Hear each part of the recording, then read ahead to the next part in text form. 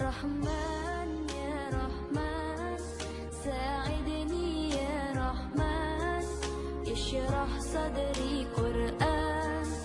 املأ قلبي قرآن واصل حياتي قرآن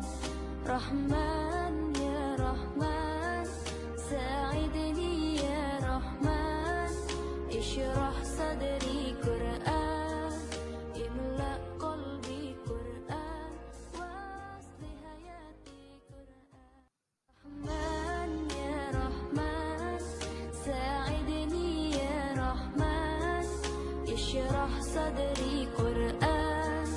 املأ قلبي قرآن واصل حياتي قرآن رحمن يا رحمن ساعدني يا رحمن اشرح رحمن يا رحمن ساعدني يا رحمن